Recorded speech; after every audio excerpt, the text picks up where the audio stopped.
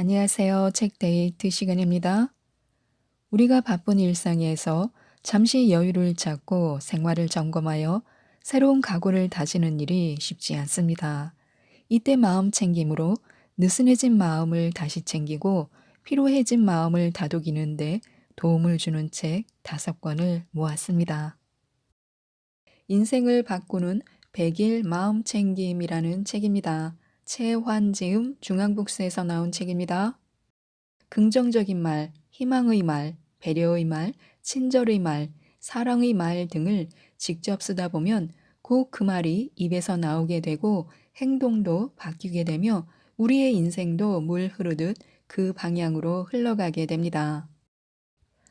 100일 동안 하루 한 장 명상을 통해서 걱정 없고 평온한 인생을 만들어 갈 수 있습니다.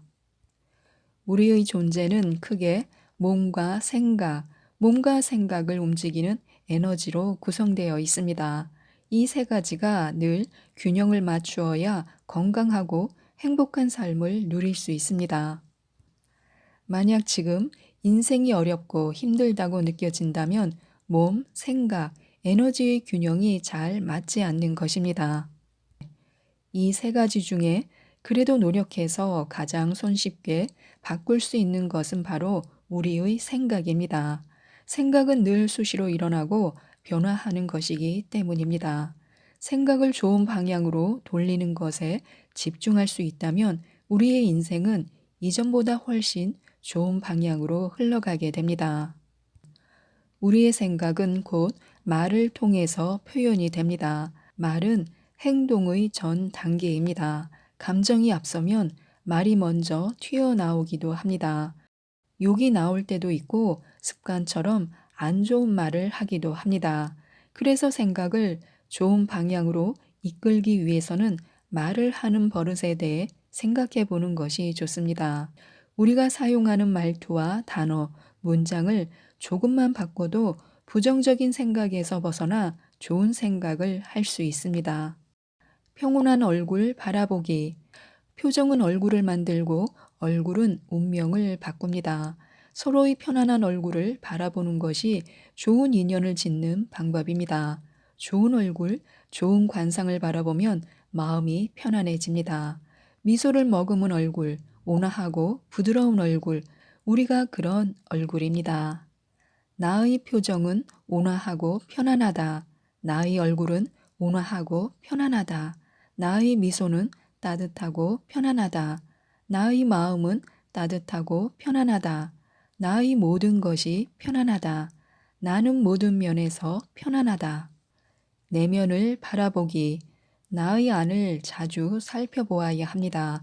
나의 내면을 가능한 자세히, 더 고요히, 더 찬찬히 볼수록 분명하게 보입니다. 오래 보면 절로 알게 됩니다. 마음을 알면 마음도 곧 사라집니다. 모든 시작도 내 안에 있다. 모든 정답은 내 안에 있다. 모든 원인은 내 안에 있다. 모든 진리도 내 안에 있다. 나는 지금 바라본다. 나는 지금 내려놓는다. 나는 지금 놓아버린다. 나는 지금 흘려보낸다. 나는 지금 비워낸다. 괜찮게 바라보기. 나는 괜찮다. 나는 이미 괜찮다. 나는 모든 면에서 괜찮다. 나는 나를 안아준다. 나는 나를 아낀다. 나는 나를 토닥인다. 나는 괜찮아지고 있다. 나는 이미 괜찮아지고 있다. 나는 모든 면에서 괜찮아지고 있다. 감사하며 깨어있기. 감사하면 여유로워진다. 감사하면 편안해진다. 감사하면 좋은 일이 생긴다.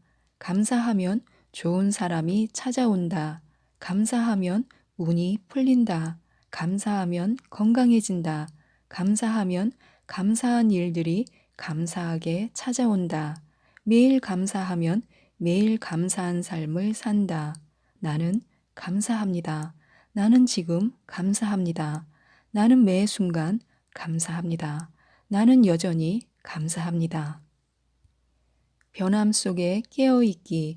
나는 좋아진다. 나는 괜찮아진다. 나는 나아진다. 나는 개선된다. 나는 상승한다. 나는 결국 좋아진다. 나는 결국 괜찮아진다. 나는 결국 나아진다. 나는 결국 된다. 괜찮다. 괜찮다. 모두 다 괜찮다. 괜찮다. 괜찮다. 지금 그대로 괜찮다. 괜찮다. 괜찮다. 모두 다 괜찮다. 덕분 속에 깨어있기.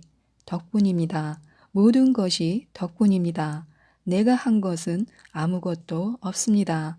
그저 존재할 수 있게 해주셔서 감사합니다. 그저 숨 쉴 수 있게 해주셔서 감사합니다. 모든 인연에 감사합니다. 모든 존재들 덕분에 살아갑니다. 모든 인연 덕분에 내가 지금 존재합니다. 그저 덕분입니다. 모든 순간 감사하며 살겠습니다. 모든 인연들에 감사하며 살겠습니다. 모든 존재들에 감사하며 살겠습니다. 길 속에 깨어있기. 내가 걷는 모든 길은 평화롭다. 내가 하는 모든 말은 향기롭다. 내가 걷는 모든 길은 희망이다. 내가 걷는 모든 길은 행복이다. 내가 하는 모든 말은 지혜롭다. 내가 걷는 모든 길은 축복이다. 내가 걷는 모든 길은 안전하다. 내가 걷는 모든 길은 편안하다. 내가 걷는 모든 길은 사랑이다. 내가 걷는 모든 길은 기적이다. 마음 먹으며 깨어있기. 나는 마음 먹는다. 지금 마음 먹는다. 나는 지금 마음 먹는다. 건강해진다고. 나는 지금 마음 먹는다. 부자가 된다고. 나는 지금 마음 먹는다. 행복해진다고. 나는 지금 마음 먹는다. 쾌활해진다고. 나는 지금 마음 먹는다. 희망을 가진다고. 나는 지금 마음 먹는다. 내 삶은 언제나 좋다고. 나는 지금 마음 먹는다. 그대로 완전한 존재라고. 내가 마음먹은 대로 모든 것이 된다. 내가 마음먹은 대로 모든 것이 이루어진다. 긍정으로 알아차리기. 나는 좋아진다. 나는 좋아지고 있다. 나는 매일 좋아진다. 나는 모든 면에서 좋아지고 있다. 감사하게도 오늘도 좋아졌다. 덕분에 매일매일 좋아지고 있다. 매일 좋아지고 있어 참 감사하다. 좋아짐은 이제 나의 흐름이다. 좋아지는 것을 이제 직접 느낀다. 나는 반드시 좋아진다. 나는 모든 면에서 반드시 좋아진다.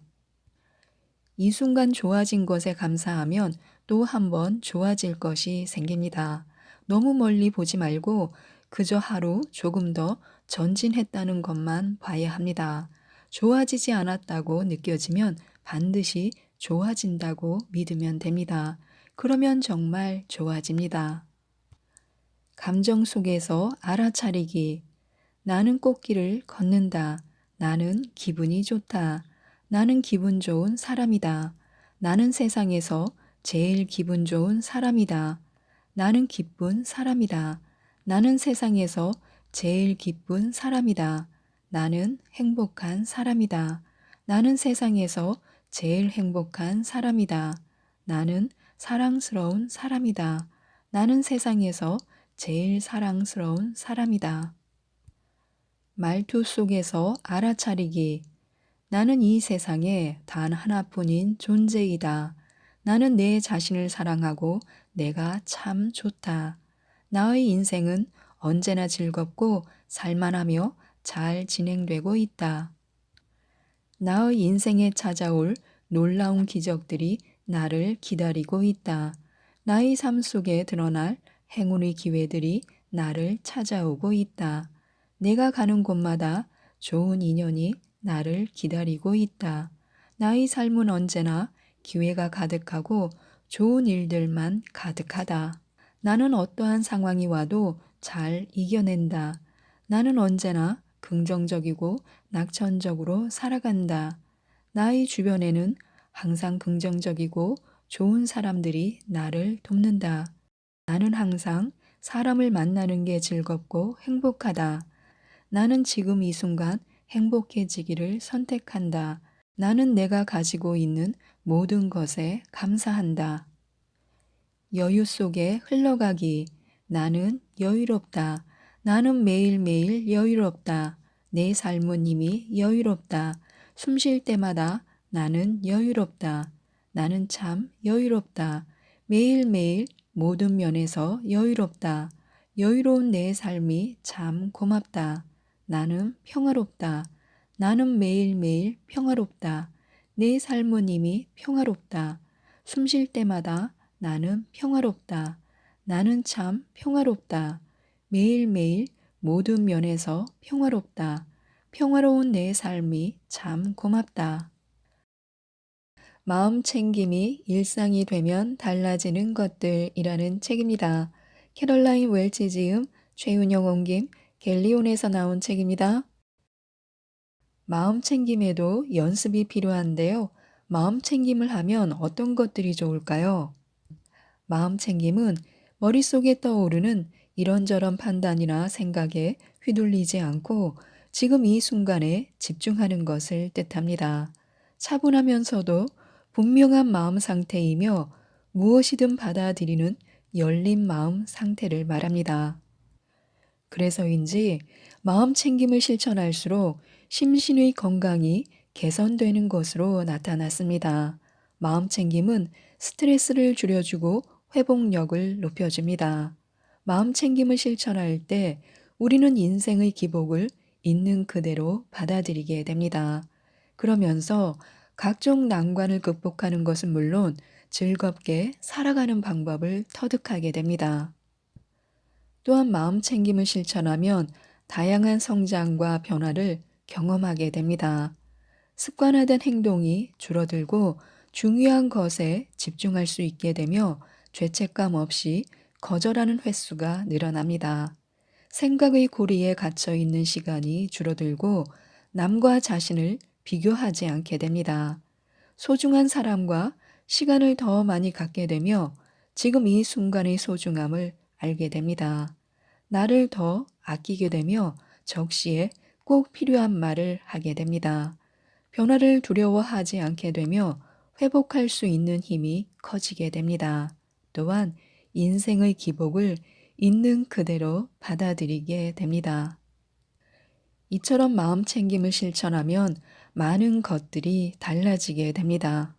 일상의 모든 경험은 마음 챙김의 대상이 됩니다. 눈으로 보고 귀로 들으며 손으로 만지고 냄새를 맡고 입으로 맛보는 신체의 감각 경험과 머릿속 생각들이 바로 그것입니다. 요컨대 우리는 매일 매순간 일상 속에서 마음 챙김을 실천할 수 있습니다. 물론 그렇게 되기란 쉽지 않습니다. 하지만 중요한 건 마음 챙김이 우리 일상으로 점점 더 파고들면서 기본적인 삶의 형태가 되어가고 있다는 것입니다. 마음 챙김은 배움을 통해 얼마든지 습득할 수 있는 기술입니다. 우리에게 필요한 건 실천입니다. 마음 챙김을 실천하는 방법에는 두 가지가 있습니다. 형식적 실천과 비형식적 실천. 이 두 가지는 상호 보완적인 역할을 합니다. 우선 형식적 실천에는 절차와 기간 등 특정 양식이 존재합니다. 명상, 요가, 태극권, 기공 같은 훈련이 대표적입니다. 반대로 비형식적인 실천에는 딱히 정해진 양식이 없습니다. 떨어지는 빗방울에 얼굴을 대고 느껴보기, 친구와의 대화에 온전히 집중하기, 일몰을 바라보며 석양빛에 감동하기, 이 모두가 비형식적 마음 챙김의 예시입니다. 이러한 비형식적 실천은 우리 일상에서 마음 챙김의 획기적인 잠재력을 깨닫는데 아주 중요한 부분입니다. 다음은 간단한 실천 방법을 소개해 드리도록 하겠습니다. 단 1초 만에 시작하는 마음 챙김이 있습니다.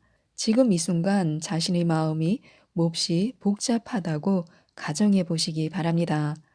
뭔가에 화가 났을 수도 있고 골치 아픈 업무를 걱정하고 있을 수도 있습니다. 이제 다음에 말씀드리는 목록에서 하나를 정해 1분 정도를 실천해 보는 것입니다. 자신이 지금 언제 어디에 있든 상관없습니다. 그러니 천천히 단순하게 실천해 보시기 바랍니다. 1. 내 호흡에 집중하기. 앉아 있어도 좋고요. 서 있어도 좋습니다. 숨을 내쉴 때는 내쉬는 호흡을, 들이마실 때는 들이마시는 호흡을 온전히 느껴보는 것입니다. 그리고 이 과정을 1분 동안 지속하면 됩니다. 시간이 허락한다면 더 오래 해도 좋습니다. 2. 대상 하나에 집중하기. 집중할 대상 하나를 정해보시기 바랍니다. 창문 너머의 아침 햇살도, 나무 한 그루도, 누군가의 그림자도 좋습니다. 어딘가에서 풍겨오는 냄새도 좋습니다. 3. 일상적인 행동 하나에 집중하기. 신발을 신거나 문을 나서 걸어가는 것처럼 매일 되풀이하는 일상의 행동 하나를 골라보는 것입니다. 그리고 그 행동에만 온전히 집중하면 됩니다. 4. 감사 메일 보내기. 우리의 삶에 긍정적인 영향을 끼친 사람에게 감사 메일을 보내면 됩니다. 5. 디지털 기기 끊어보기. 단 몇 분이라도 각종 디지털 기기 사용을 완전히 끊어보는 것입니다. 매일 일정한 시간을 정해 스마트폰을 들여다보지 않는 습관을 들이면 됩니다. 6. 관찰하기. 일상에서 쉽게 지나쳐온 대상을 주의 깊게 관찰하면 됩니다. 사과 한 알, 나뭇잎 한 장, 회사 벽에 걸린 그림 한 점, 자신이 주목할 수 있는 대상이면 무엇이든 좋습니다. 또한 스스로에게 친절해지는 힘을 키우는 것도 좋습니다. 자기 자비를 실천하는 사람에게는 건강상으로도 많은 이점이 뒤따릅니다. 스트레스에 반응할 때 나타나는 스트레스 호르몬 수치는 물론 불안과 우울 수치도 낮게 나왔습니다. 또 부정적인 심리 상태에서 오는 각종 수치심과 자신의 신체에 대한 부정적 인식, 나쁜 식습관도 상당히 개선된 것으로 나타났습니다.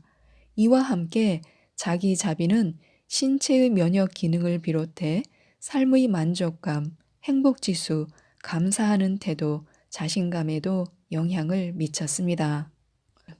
또 자기 자비는 어려운 상황을 극복해내는 내면의 힘과 함께 대처 능력, 회복력의 중요한 원천이 되기도 합니다.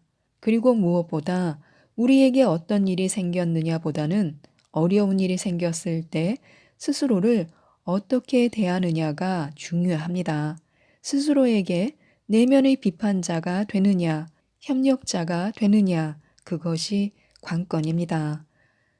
그렇다면 왜 우리는 자기 자비의 가치를 쉽게 인정하지 않는 것일까요?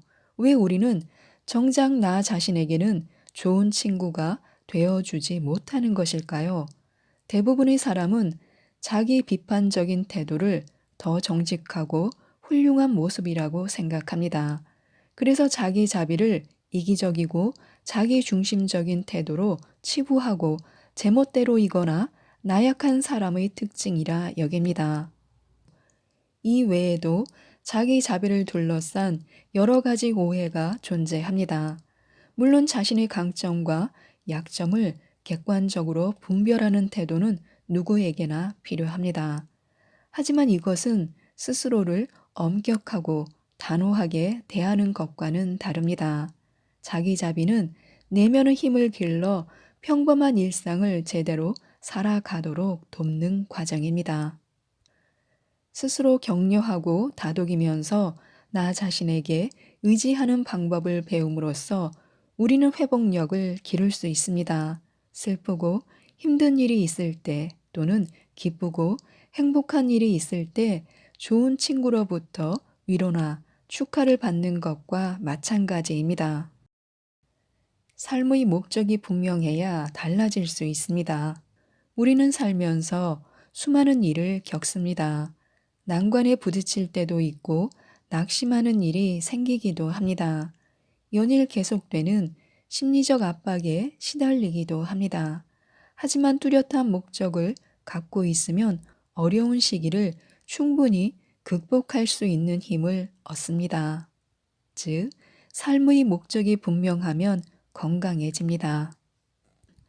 삶의 목적이 분명한 사람은 그렇지 않은 사람에 비해 평균 수명이 길고 심장마비나 발작의 위험도 낮습니다. 심지어 알츠하이머 발병률은 절반 이상 낮았습니다.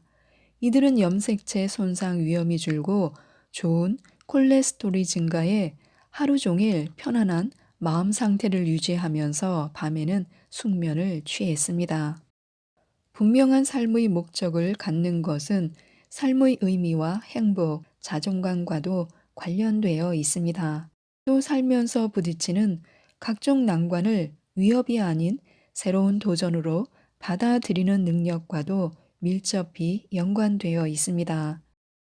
바버라 해거티 기자는 자신의 저서 인생의 재발견에서 이렇게 언급했습니다. 삶의 목적은 교육이나 부의 정도보다 인간의 장수와 행복에 훨씬 더 많은 영향을 끼친다라고요. 요컨대 뚜렷한 목적을 갖고 있으면 삶에서 마주하는 어려움을 좀 더 큰 맥락에서 바라보게 되고 따라서 부정적인 경험이나 상황도 긍정적으로 해석할 수 있는 힘이 생기게 됩니다. 자기를 돌보는 건 이기적인 행동이 아니라는 것을 알아야 합니다. 마음 챙김을 실천하고 삶의 목적을 갖기 위해 또 한 가지 꼭 필요한 게 있습니다. 그 중요성을 수없이 강조해도 좀처럼 실천하기 어려운 것, 바로 나 자신을 돌보는 것입니다. 좁게 보면 미용실에서 머리를 자르거나 커피숍에서 커피를 마시는 것도 자기 돌봄입니다. 그러나 좀 더 넓은 의미에서 보면 자기 돌봄은 내게 소중한 가족이나 친구를 보살피고 위로하듯 나 자신을 아끼고 사랑함으로써 육체적, 정서적, 사회적, 정신적 안녕을 추구하는 모든 행위를 포함합니다. 자기 돌봄과 관련해 인터뷰를 진행하면 한결같이 비슷한 대답이 나옵니다. 나를 돌보는 방법 같은 건 배운 적이 없다. 나는 그렇게 해본 적도 없고 못한다. 도저히 나를 돌볼 시간이 나지 않는다. 그리고 상당수는 나는 이기적이지 않다라고 생각합니다. 해야 할 일을 적은 목록에 나를 위한 항목은 아예 없기 때문입니다. 이른 아침부터 밤늦게까지 회사 일 하랴, 아이들 돌보랴, 남편과 부모님 챙기랴, 온종일 정신이 없습니다. 여기에 한 번씩 친구가 도움을 요청하기도 하고 생각지 못한 일이 터지기도 합니다. 그러다 보면 어느새 잘 시간이고 몸과 마음은 이미 녹초가 되어 있습니다. 이런 상황에서 나를 챙길 시간은 사치로 느껴집니다. 하지만 자신을 챙기지 못하는 사람은 몸이든 마음이든 어디 한 구석이 기어이 고장나고 맙니다. 마음 챙김 강사 샤론 셀즈버그는 자기 돌봄이나 자기 자비의 필요성은 망각한 채 다른 사람에게만 지나치게 관대할 경우 우리 마음속에 분노와 억울한 감정이 쌓인다고 지적합니다. 꿈을 쫓는 것 또한 자기 돌봄 행위 중 하나입니다. 10대 자녀 2명을 홀로 키우고 있는 싱글맘 탐비는 과거에 한 대학 병원에서 체중 감량 센터 관리자로 일했습니다. 당시 아이를 임신 중이었던 탐비는 스스로에게 이렇게 약속했습니다. 아이가 태어나면 다시 학교로 돌아가 간호학 학위를 따야지. 이후 탐비는 자신과의 약속대로 집 근처 어린이집에 아이를 맡기고 간호대학에 입학해 학업을 시작했습니다. 꿈을 이루기 위해서였습니다. 이제 6개월 후면 탐비는 학교를 졸업합니다. 어려운 여건에서도 학업을 계속할 수 있었던 이유를 탐비는 이렇게 설명했습니다. 대학 졸업장이 있으면 병원에서 좀 더 전문적인 일을 할 수 있다고 생각했다. 그 생각 하나로 여기까지 왔다라고요. 자기 돌봄은 삶의 목적을 이뤄가는데 반드시 필요한 부분입니다.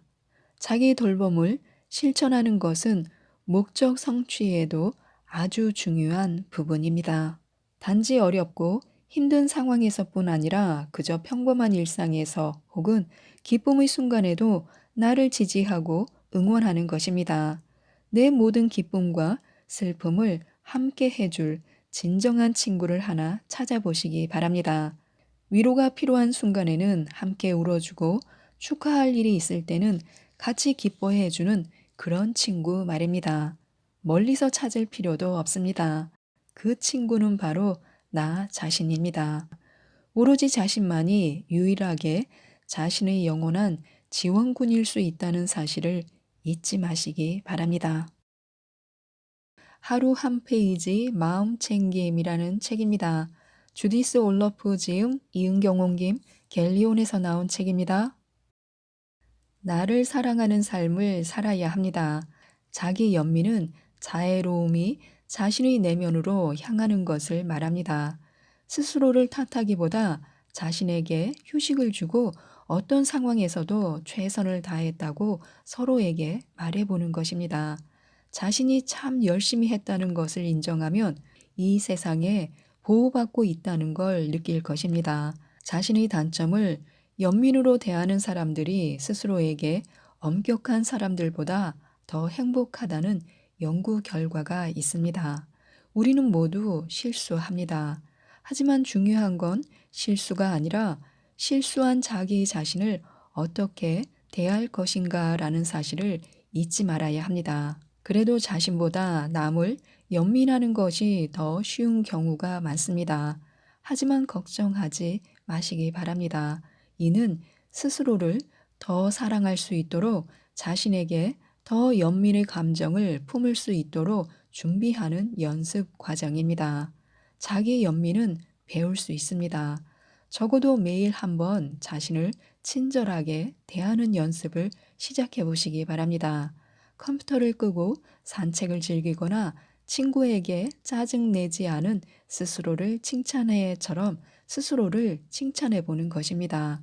매일 조금씩 나에게 관대해지며 나를 사랑하는 삶을 살아야 합니다. 긍정적인 혼잣말을 하는 것이 좋습니다. 긍정적인 태도는 기분을 좋게 하는 호르몬인 엔돌핀을 생성함으로써 행복감을 증진시킵니다. 반면 부정적인 태도는 스트레스 호르몬을 증가시킴으로써 행복감을 대폭 감소시킵니다.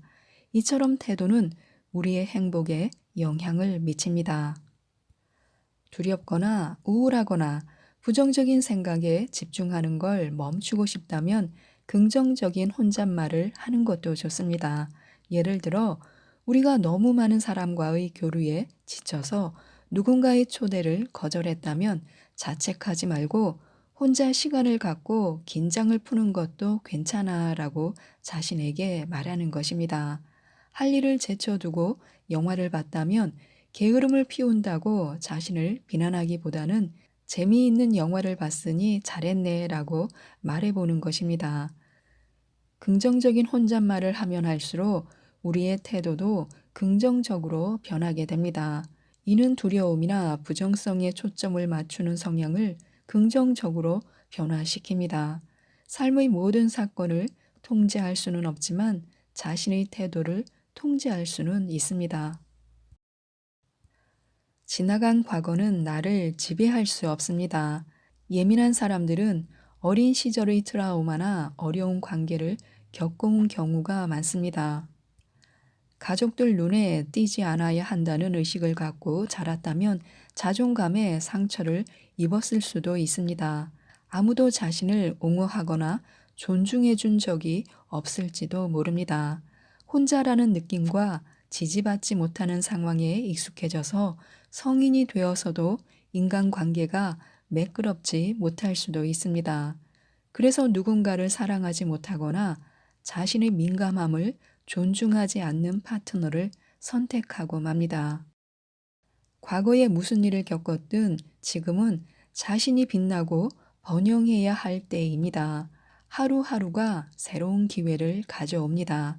긍정적인 사람들과 상황을 찾아야 합니다. 어떤 면에서나 자신을 지지하는 경이로운 삶을 창조하기에 결코 늦은 때란 없습니다. 내면 깊은 곳에서 나를 움직이는 것을 찾아야 합니다. 반드시 해야만 하는 뭔가가 아닌 나를 움직이는 뭔가를 찾아야 합니다.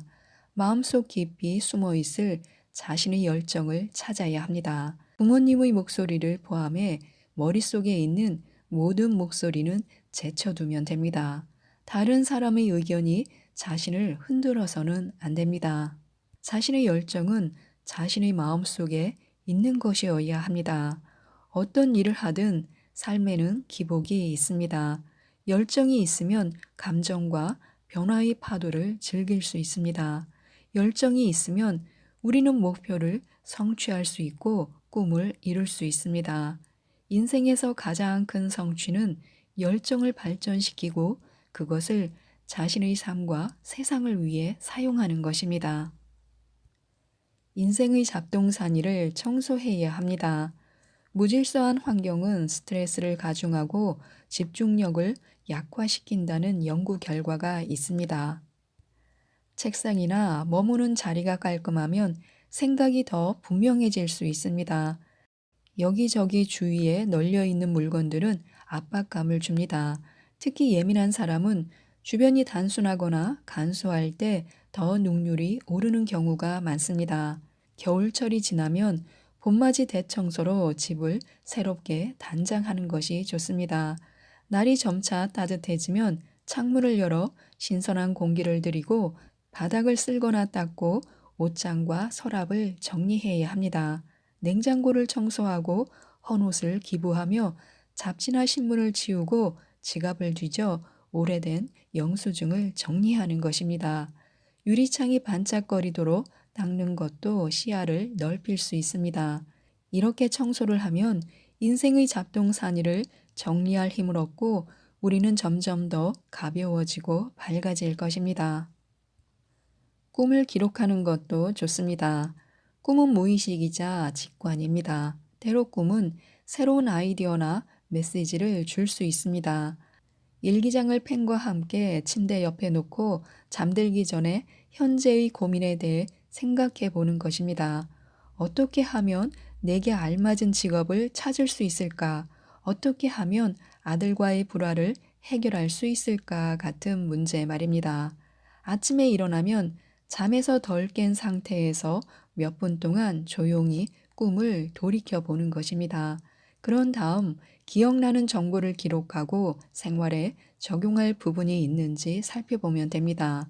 별 의미 없는 꿈이어도 괜찮습니다. 기억하고 기록하는 연습을 하는 것만으로도 가치가 있습니다. 여러 번의 작은 휴식을 계획하는 것도 좋습니다. 건강하고 생산적인 삶을 사는 비결은 하루 종일 여러 번의 작은 휴식을 통해 몸의 활력을 유지하는 것입니다. 쉬지 않고 자신을 밀어붙이는 대신 피로를 푸는 일종의 레시피로 매일같이 짧은 틈을 만들어 전열을 가다듬는 것입니다. 자신의 일정을 살펴 한숨 돌리는 순간들을 어디에 넣을 수 있는지 알아보는 것입니다. 우연에만 맡긴다면 아마 효과가 없을 것입니다. 그러나 몇 분이라도 스스로 멈추도록 계획을 짜면 안도감이 될 것입니다. 이런 식으로 마련한 자유로운 시간에는 산책을 하길 추천합니다. 또는 간단한 스트레칭을 해서 긴장을 풀어주는 것도 좋습니다. 미니 휴식 시간을 계획하면 부담을 덜기 때문에 더욱 느긋하게 생활할 수 있습니다. 매 순간 성장할 거라는 다짐도 필요합니다. 인생은 지속적인 성장의 과정입니다. 유아기부터 마지막 여정에 이르기까지 인생의 모든 순간은 의미심장합니다. 모든 순간이 숨쉬고 마음을 열고 감수성을 연마할 기회를 줍니다. 활기찬 상태를 유지하는 방법은 매일 계속해서 성장하고 변화하는 것입니다. 인생에는 우여곡절이 있지만 삶의 모험에 긍정하며 기꺼이 도전해야 합니다. 변화에 저항하지 않는 사람은 성장합니다. 성장을 멈추지 않는 사람은 활기를 잃지 않습니다. 우리의 삶은 항상 충만할 것입니다. 스트레스는 바로바로 돌려보내야 합니다. 다른 사람의 부정적인 감정이나 스트레스를 떠안게 되면 가능한 한 빨리 자신의 몸과 마음에서 그것들을 치워야 합니다. 당황하지 말고 그저 알아차린 다음 호흡을 하면 됩니다. 그런 다음 속으로 3번 반복해서 이렇게 말해 보시기 바랍니다. 보낸 사람에게 돌아가라. 보낸 사람에게 돌아가라. 보낸 사람에게 돌아가라. 몇 초간 멈추고 숨을 들이마신 다음 깊게 내쉬면 됩니다. 그 다음은 불편함이 자신의 몸을 떠나 공기 중으로 완전히 흩어지는 것을 느끼면 됩니다. 이제 우리는 균형 잡히고 건강하고 온전합니다. 몸의 통증에 집중해야 합니다. 우리 몸의 각 부분이 통증이라는 비명을 지르기 전까지 관심을 기울이지 않는 사람이 많습니다. 하지만 증상이 나타나기 전에 신체를 돌봐야 합니다. 건강한 신체는 행복의 필수 조건이기 때문입니다. 에너지가 부족하거나 만성적인 육체적 또는 감정적 증상을 경험하고 있다면 지체하지 말고 병원을 찾아야 합니다. 우리는 무엇이 두려운 걸까요? 어떤 두려움은 우리가 살아남도록 도와줍니다.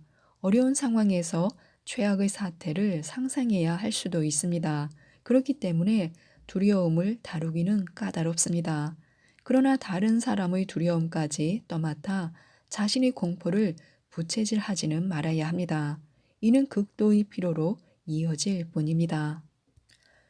두려움은 진짜처럼 보이는 거짓이다라는 말이 있습니다. 두려움을 놓아주고 용기를 키우는 것이 감정적으로 강해지는 방법입니다. 무엇이 두려운지 금전적인 부족함이나 외로움과 같은 자신만의 두려움을 5가지 적어보는 것도 좋습니다. 그런 다음 그것들 중 하나를 놓아주기로 결정하고 이렇게 말하면서 두려움을 떨쳐버리시기 바랍니다. 예를 들어 나는 재정적 안전을 제공하는 알맞은 직업을 찾을 것이다. 또는 나는 외롭다고 느끼지 않도록 친구들에게 더 자주 연락할 것이다. 와 같이 말하는 것입니다. 자신이 마치 그런 것처럼 연기하고 있다 해도 그것은 훌륭한 첫걸음입니다. 이렇게 함으로써 우리는 서서히 두려움을 놓아주기 시작할 것입니다. 변하지 않는 것은 없습니다. 계절이 오고 가듯이 삶에는 주기가 있고 우리의 성장의 단계마다 경험하는 변화들이 있습니다. 어떤 것도 고정된 것은 없습니다. 변하지 않는 것은 없습니다. 이런 순환을 받아들일 때 모든 것이 괜찮아질 거라는 사실을 믿을 수 있습니다. 변화를 앞두고 불안할 수도 있습니다. 지금 어려운 상황에 처해서 어찌할 바를 모를 수도 있습니다. 하지만 이 모든 굴곡이 자연의 변화가 주는 장엄함처럼 아름답습니다. 자신감을 가지고 나아가야 합니다. 살아간다면 삶 자체가 우리에게 지혜를 줄 것입니다. 마음 챙김은 현재의 순간에 집중하는 것입니다. 동시에 자신의 느낌과 생각과 몸의 감각 등을 그대로 인정하는 것입니다. 삶과 싸우거나 통제하려고 애쓰거나 불평하지 않고 삶을 있는 그대로 받아들이는 것이 마음 챙김의 본질입니다. 자신을 책망하거나 다른 사람들과 비교하기보다는 친절하게 자신을 바라보는 것이 좋습니다. 지금 그대로의 자신을 알고 받아들이는 것이 도움이 됩니다. 미래나 과거에 초점을 두지 말아야 합니다. 이렇게 마음 챙김을 연습하면 마음의 건강을 유지할 수 있습니다. 혼란이나 역경 속에서 중심을 잃지 않고 자신을 포함해서 모든 것을 연민으로 바라볼 수 있습니다. 하루 한 장 마음 챙김이라는 책입니다. 루이스 헤이지음, 로버트 홀든 편찬, 박선영 옮김, 니들북에서 나온 책입니다. 내가 원하는 좋은 것들만 말하겠습니다. 내가 가진 모든 생각과 내가 하는 모든 말은 확언이 된다. 확언은 긍정적이거나 부정적이거나 둘 중 하나일 수밖에 없다. 이때 긍정적인 확언은 긍정적인 경험을 만들고 부정적인 확언은 부정적인 경험을 만든다. 토마토 씨를 심으면 토마토가 자라고 도토리를 심으면 참나무가 자란다. 강아지가 커서 될 수 있는 건 개뿐이다. 나 자신이나 삶에 대해 부정적인 얘기만 반복하면 계속 부정적인 경험만 생기게 된다. 나는 이제 인생을 부정적으로 바라보는 오래된 습관을 뛰어넘으려고 한다. 나의 새로운 긍정 확언 습관은 앞으로의 삶에서 내가 원하는 좋은 것들만 말하는 것이다. 그러면 좋은 일만 찾아올 것이다. 나에겐 하루하루가 새로운 시작입니다. 오늘은 새로운 날이다. 우리가 즐겁고 만족스러운 삶을 만들어가기 시작하는 날이다. 우리 자신의 모든 한계를 없애기 시작하는 날이다. 그리고 인생의 비밀을 배우는 날이다. 우리는 인생을 더 좋은 쪽으로 바꿀 수 있다. 그렇게 할 수 있는 도구가 이미 우리 안에 있다. 그 도구란 바로 생각과 신념이다. 우리가 하는 모든 생각과 말이 확언이다. 모든 자기 대화와 내적 대화는 확언의 연속이다. 스스로가 인식하든 못하든 우리는 매 순간 확언을 사용하고 있다. 모든 말과 생각을 통해 인생 경험을 만들고 긍정한다. 확언은 문을 열어준다. 그건 변화를 향한 시작점이다. 우리는 자신의 잠재의식을 향해 내가 책임자다. 변화를 위해 내가 할 수 있는 일이 있다는 걸 안다라고 말하는 셈이다. 그러므로 자신의 삶에서 뭔가를 제거하거나 새로운 걸 만드는데 도움이 되는 단어를 의식적으로 선택해야 한다. 오늘 나는 멋진 새 날과 멋진 새 미래를 만들었다. 매일매일이 새로운 기회다. 어제는 완전히 끝났다. 오늘은 내 미래의 첫날이다. 나는 끊임없이 변화하는 삶의 리듬과 흐름 속에서 안전함을 느낀다. 매일 놀라운 방법으로 내 삶의 풍요가 흘러들어옵니다. 맨 처음 세상의 풍요는 누구나 이용할 수 있다라는 말을 들었을 때는 어처구니가 없었다. 가난한 사람들은 눈에 보이지도 않나 보네. 아무 희망도 안 보이는 내 끔찍한 몰골을 좀 보라고 이렇게 속으로 생각을 했다. 당신의 가난은 의식 속의 믿음일 뿐이라는 말을 듣고는 정말 화가 났다. 그 까닭에 내가 번창하지 못한 게 다 내 책임이라는 사실을 깨닫고 받아들이기까지는 오랜 세월이 걸렸다. 이는 내가 부적절한 인간이고 자격이 없으며 돈을 벌기 힘들고 재능도 능력도 없다와 같이 내가 가진 걸 인정하지 않는 잘못된 믿음 때문이었다. 부는 돈이 찾아올 거라는 우리의 믿음에 달려 있다. 이 문장을 봤을 때 가장 먼저 어떤 생각이 드는가? 이 말을 믿는가? 화가 나는가? 무관심한가? 이 책을 집어던지고 싶은가? 이런 반응을 보였다면 좋다. 이는 내가 당신의 마음속 깊은 곳에 있는 뭔가를 건드린 것이다. 진실에 대한 저항 지점 말이다. 우리는 이 부분에 공을 들여야 한다. 이제 돈의 흐름과 온갖 좋은 것들을 다 받아들일 수 있는 잠재력을 발휘하기 위해 마음의 문을 활짝 열어야 한다. 모든 게 순조롭고 잘 풀리고 있습니다. 우리는 어떤 상황에서든 인생의 도움을 청할 수 있다. 인생은 우리를 사랑하고 우리가 부탁하면 항상 옆에 있어준다. 거울을 보면서 인생에게 뭐가 필요하니? 라고 물어보라. 어떤 대답이나 느낌 혹은 다른 무엇이 떠오를 수도 있으니 잘 주의해서 살펴야 한다. 만약 그 순간 아무것도 떠오르지 않더라도 나중에 대답할 수 있도록 마음을 열어둔다. 그리고 다음과 같이 긍정 확언한다. 인생은 나를 사랑한다. 나는 일이 멋지게 잘 풀릴 거라고 믿는다. 나를 아낌없이 지지하고 보살펴주는 인생을 기쁜 마음으로 지켜본다. 항상 좋은 일만 기다리고 있다는 걸 안다. 모든 게 순조롭고 모든 일이 잘 풀려서 내게 최선의 이익을 안겨줄 것이다. 이 상황에서는 좋은 일만 생길 것이다. 나는 안전하다. 나는 축복받았습니다. 루이스는 감사로 하루를 시작한다.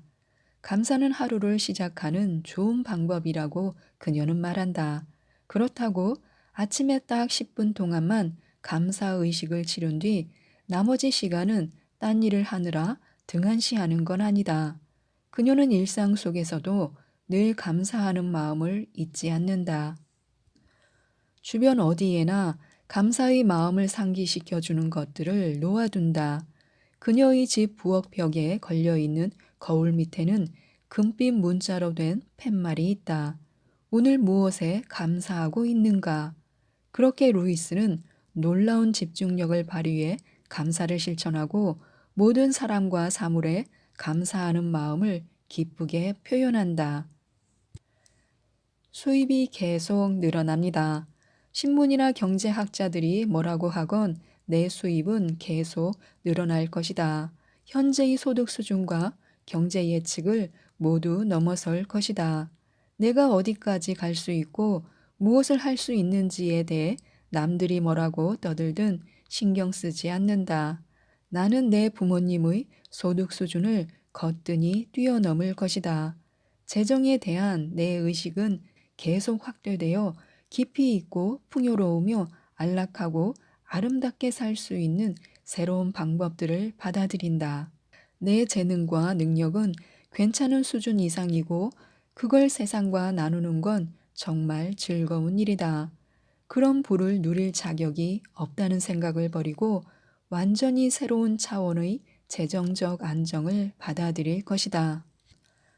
문 하나가 닫히면 다른 문이 열립니다.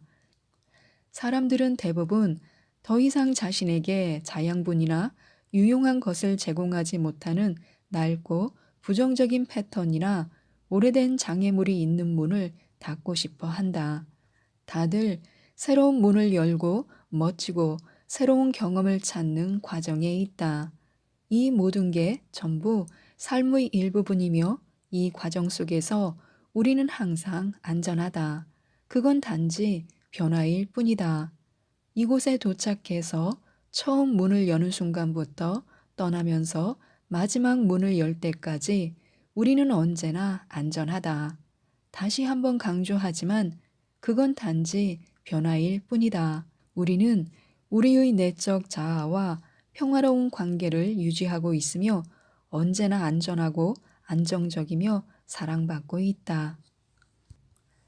삶의 충만함과 풍요로움 속에서 숨쉬고 있습니다. 우리는 인생을 멋지고 사랑스럽게 표현하게 될 운명이다. 인생은 우리가 마음을 열고 자신이 우리를 위해 준비해둔 좋은 것들의 가치를 느끼기를 기다리고 있다. 우리는 세상의 지혜와 지성을 활용할 수 있다. 인생은 우리를 지지하기 위해 여기에 있다. 우리를 위해 내면에 존재하는 힘을 믿어라. 두려울 때는 들이신 공기가 몸 안으로 들어왔다가 다시 밖으로 빠져나가는 과정을 의식하는 게 도움이 된다. 우리 삶에서 가장 소중한 물질인 공기는 공짜로 얻을 수 있다. 살아있는 동안 계속 숨 쉴 수 있을 만큼 충분한 공기가 존재한다.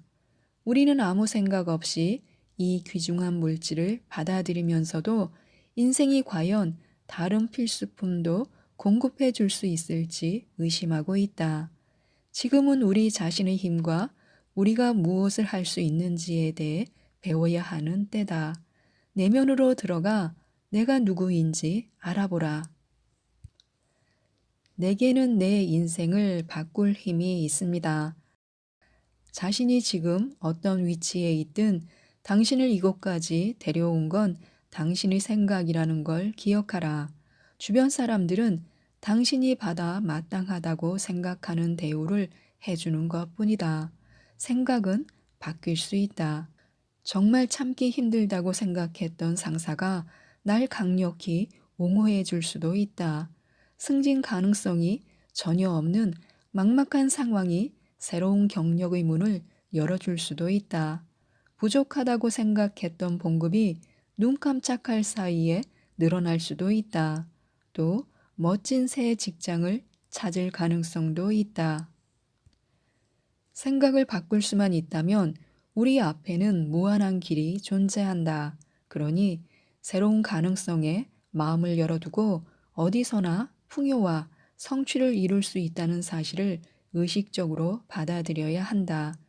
상사가 맡긴 추가 임무 같은 작은 변화를 통해 자신의 지적 능력과 창의력을 증명할 수도 있다.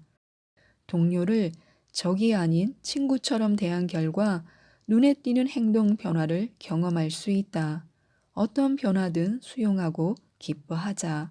당신은 혼자가 아니다. 당신 자체가 그 변화다. 우리를 창조한 힘은 경험을 이끌어내는 힘도 함께 안겨줬다. 사랑으로 수입을 축복하면 수입이 점점 늘어날 것입니다. 내 수입은 내게 안성맞춤이다. 매일 나를 조금씩 더 사랑하면 그 과정에서 새로운 수입의 가능성이 열려 있음을 알게 된다. 번영은 다양한 형태와 경로를 통해 찾아온다. 어떤 제한도 제약도 없다. 어떤 사람은 고정적인 수입으로 생활하는 것을 당연시하면서 수입이 늘어나는 걸 제한하기도 한다. 하지만 누가 수입을 그 수준에 고정시켰을까? 내가 현재 벌어들이는 수입은 내 신념과 자격을 반영한다. 이건 거저 얻는 것과는 다르다.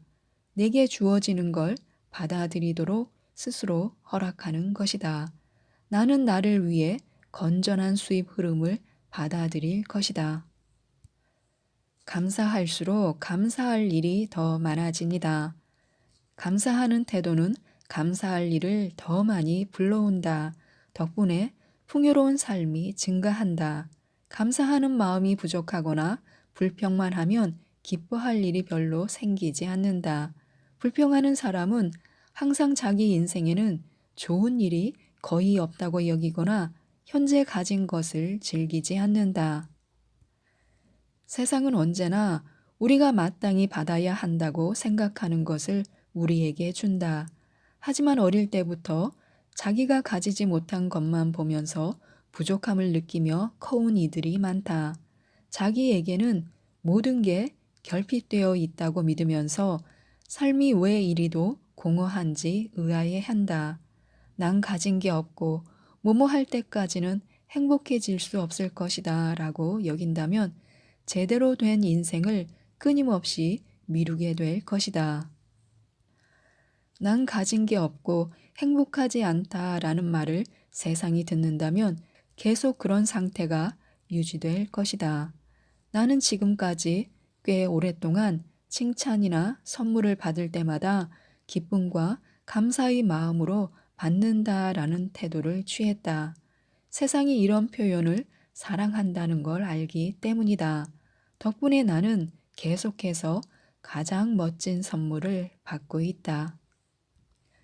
새로운 삶의 문을 엽니다.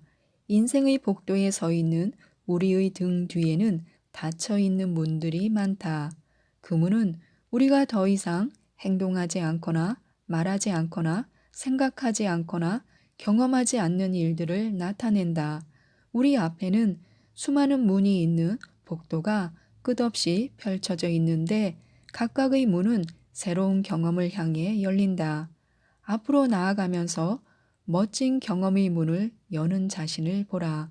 기쁨, 평화, 치유, 번영, 사랑의 문을 여는 자신의 모습을 보라. 이해, 동정, 용서로 향하는 문, 자유를 향한 문, 자존감과 자부심의 문, 자기애로 향하는 문, 그 모든 것이 당신 앞에 있다.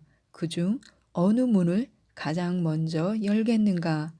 내면의 인도자가 당신을 가장 좋은 길로 인도하고 있으며 정신적인 성장이 계속 확대된다고 믿자. 어느 문이 열리고 닫히건 상관없이 당신은 항상 안전하다. 나는 새로운 소득원을 열린 마음으로 받아들입니다. 고정소득에 관한 생각을 바꿨으면 좋겠다. 오직 일정한 봉급이나 수입만 있다고 믿으며 제약을 둘 필요가 없다. 봉급이나 수입은 하나의 경로일 뿐이지 근원이 아니다. 당신에게 공급되는 소득은 유일한 근원인 세상 그 자체에서 나온다. 경로는 무한히 많다. 우리는 그런 다양한 경로에 마음을 열어야 한다. 공급은 어디에서나 이루어질 수 있다는 사실을 의식적으로 받아들여야 한다. 길을 걷다가 동전 하나를 주어도 세상의 근원에게 고맙다라고 말하자.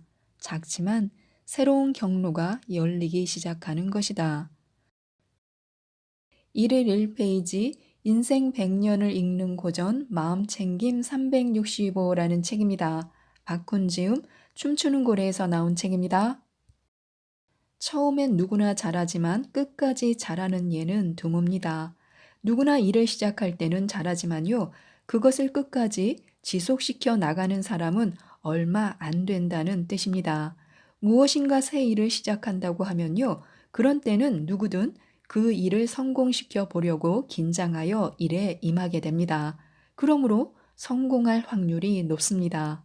그러나 일이 궤도에 오름에 따라 서서히 자신감이 생기고 점차 긴장감이 풀어지게 됩니다. 그리고 이윽고는 마음이 해이해져서 본의 아닌 실수가 생기고요. 끝내 실패로까지 연결되는 수가 있습니다.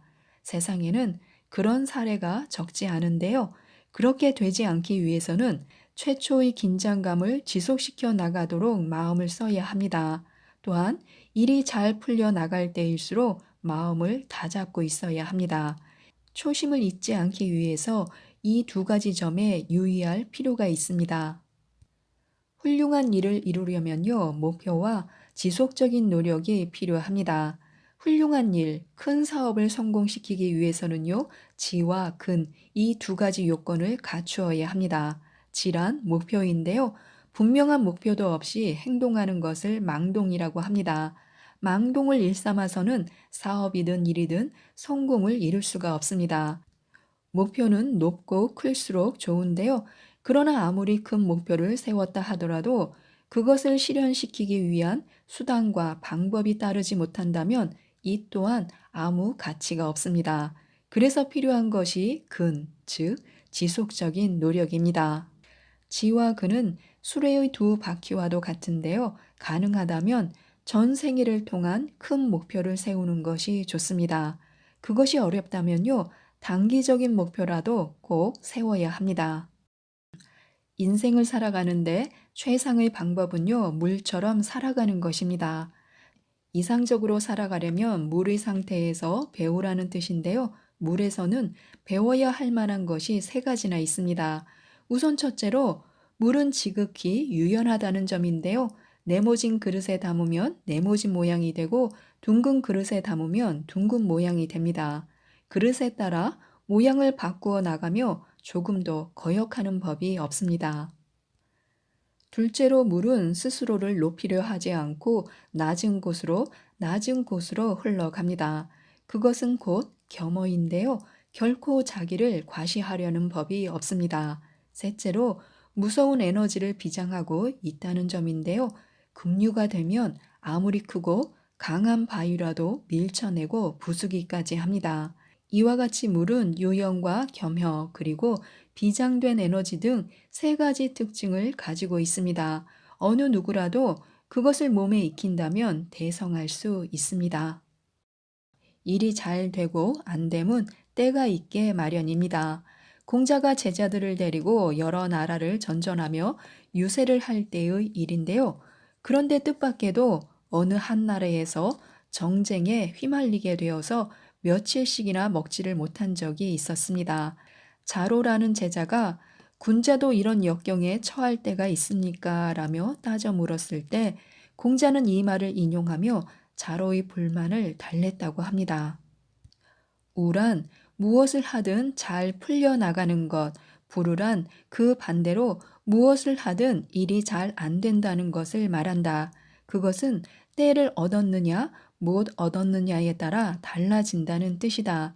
누구에게든 인생에는 우와 불우가 늘 따라다니게 마련이다. 문제는 불우한 때를 어떻게 넘기느냐이다.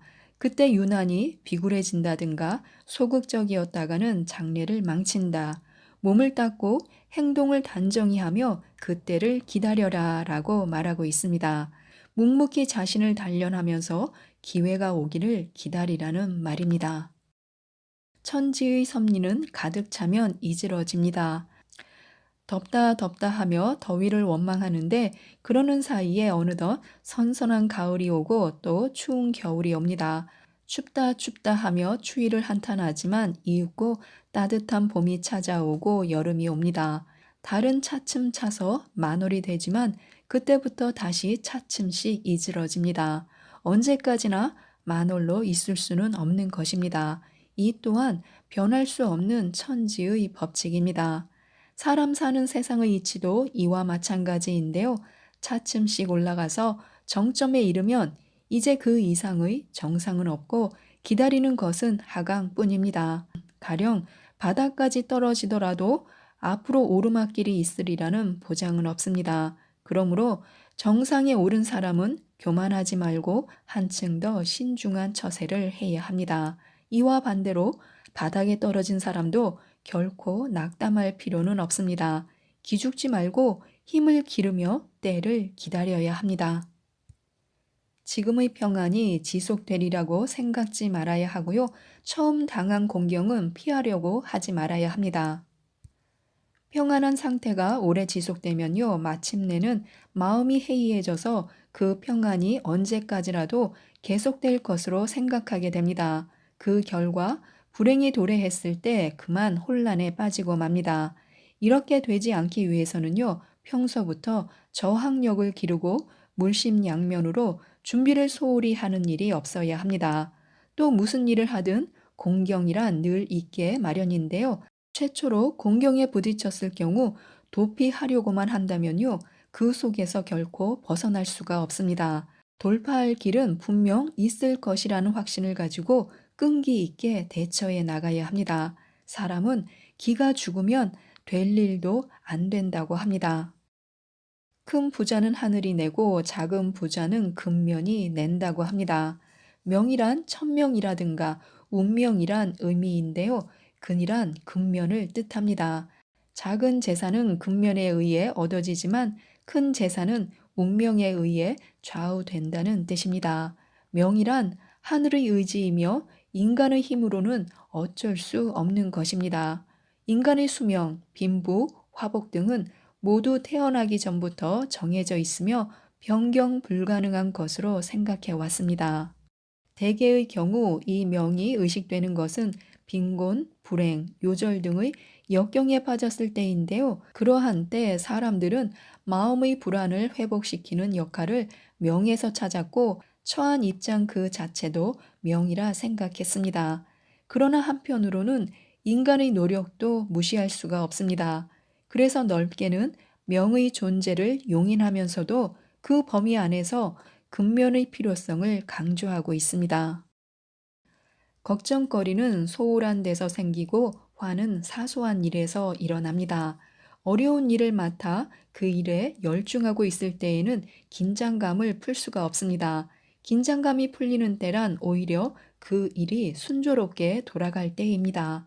또한 사람들이 범하기 쉬운 과오 중 하나는요, 어떠한 문제가 발생했을 경우 이것은 사소한 문제니까 라며 대수롭지 않게 생각할 때가 있습니다. 그 결과 작은 문제를 복잡하게 헝클어뜨려 끝내는 해결하기 어렵게 만들고 맙니다. 호조인 때야말로 마음을 더욱 단단하게 조이고 사소한 단계일 때에 화근을 없애는 것이 현명한 자세입니다. 움츠렸던 잔은 반드시 높이 납니다. 오랫동안 움츠리고 있으면서 힘을 비축해온 새는 일단 날면 반드시 높게 치솟는다라는 말이 있습니다. 인생의 역경이란 반드시 찾아오게 마련인데요. 문제는 그 시기를 어떻게 넘기느냐입니다. 가장 좋지 못한 자세는 초조해하며 갈팡질팡하는 자세인데요. 그렇게 하면 도리어 에너지만 소모하고 맙니다. 핀치에 몰렸으면 찬스도 있는 법인데요. 역경에 처했을 때야말로 자기 자신을 단련시키는 찬스인 것입니다. 초조해하지 말고 느긋한 마음으로 힘을 기르면서 조용히 때를 기다리면 됩니다. 화와 복은 들어오는 문이 따로 없습니다. 내가 불러드릴 뿐입니다. 화복, 다시 말해서 행복과 불행은 특별한 문이 있어서 그리로 들어오는 것이 아닙니다. 그것은 모두 당사자 스스로가 불러들이는 것인데요. 그러므로 행복해지기를 원한다면 스스로 부단한 노력을 하지 않으면 안 됩니다. 가령 불행에 처해 있더라도 그 원인은 자신한테 있는 것이니만큼 남을 원망해서는 안 됩니다. 스스로 노력하여 그 불행으로부터 탈출해야 합니다. 사람들은 흔히 불행에 처하게 되면 자기 탓은 하지 않고 도리어 남을 원망하게 되는데요. 그것은 인지상정입니다. 그러나 그런 태도로 일관해서는 결코 불행에서 벗어날 수 없습니다. 하늘은 스스로 돕는 자를 돕는다고 하는데요. 행복은 결국 자신의 피와 땀에 의해서만 얻어진다는 것을 알아야 합니다. 사람을 접할 때에는 따뜻한 분위기를 자아내는 것이 좋습니다. 언뜻 보기에 쌀쌀함을 느끼게 하는 인물이라든가 가시 돋친 듯한 분위기를 가진 인물 밑에는요, 사람들이 모여들지 않습니다. 사람들에게 호감을 주는 사람은요, 무엇보다도 온화한 분위기를 풍기는 인물입니다. 책은담에는요, 관대하고 마음이 따뜻한 사람은 만물을 솟앤케 하는 봄바람과 같다. 그런 사람 밑에서는 모든 것이 쑥쑥 성장한다. 각박하고 마음이 찬 사람은 만물을 얼어붙게 하는 한겨울의 눈과 같다. 그런 사람 밑에서는 모든 것이 죽고 멸절당한다. 라고 했습니다. 마음이 따뜻함, 그리고 거기서 생겨나는 화기, 이것이 필요합니다. 복은 사소한 일도 소홀히 않는 데서 생겨나고 화는 사소한 일을 소홀히 하는 데서 생겨납니다. 복에는 물질적인 행운뿐 아니라 정신적인 만족감도 포함되어 있습니다. 그것은 아주 작은 마음 씀씀이에 의해서도 얻어집니다. 성공은 사소한 일이라도 소홀히 하지 않는 데서 생겨나고 실패는 사소한 일을 소홀히 생각하는 데서 생겨납니다. 언제나 긴장의 끈을 늦추지 않고 일에 임하면 화를 피할 수 있습니다. 마음을 다스리기 위해서 하루에 한 페이지씩 읽거나 또 시간이 몇 분 정도 날 때마다 읽으시면 아주 좋을 책입니다. 꼭 읽어보시고 단단한 마음을 챙기셨으면 좋겠습니다. 이상 책데이트였습니다. 감사합니다.